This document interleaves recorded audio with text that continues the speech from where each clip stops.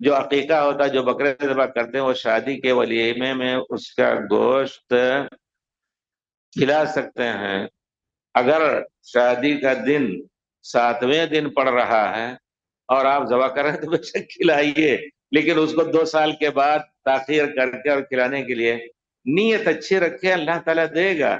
یہ عقیقہ جو ہے آپ کریں وقت پر، اور پھر ولیمے کے لیے اللہ تعالیٰ کچھ اور۔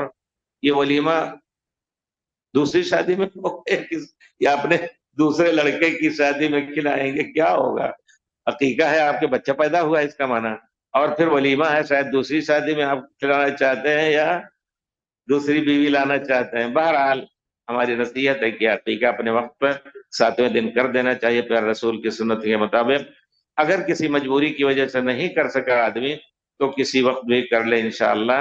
اگر لیکن اس کو اس طرح چھوڑ دینا کہ نہیں یہ ہم شادی میں کھلائیں گے، یہ غلط ہے، پورے طور پر غلط ہے۔ گوشت کس کو کھلانے سکتے ہیں اس کی وضاحت ہونا، وضاحت ہے کہ نہیں اس کے لیے تاخیر نہ کریں ولیمے میں، عقیقے میں۔ عقیقہ اپنی جگہ پر کیجیے۔ ولیمہ اگر مرغی ہی کا کر لے رہے ہیں تو کوئی حرج نہیں ہے۔ ولیمے میں گوشت کی بھی شرط نہیں۔ پیارے رسول صلی اللہ علیہ وسلم نے حضرت صفیہ جو ابن ابی الحقیق یہودیوں کے بڑے باپ کی بیٹی تھی، وہ قید ہو کر کے آئے خیبر کے جنگ میں، تو انہوں نے تو پیارے رسول نے ان کو اپنی بیوی بنا لی۔ لوگوں نے مشورہ دیا، پہلے وہ بانٹنے میں آئی تھی دحیہ کلبی کے حصے میں، تو لوگوں نے دیکھی مشورہ دیا پیارے رسول یہ بڑے باپ کی بیٹی ہے، آپ ہی کے لیے یہ مناسب ہے، آپ ان کو کچھ، تو آپ نے ان کو 2 لونڈیاں دی ان کے بدلے، اور آپ نے ان سے شادی کی، اور صبح آپ نے ولیمے کے لیے لوگوں کو کہا کہ جو کچھ ہے لے کے آؤ۔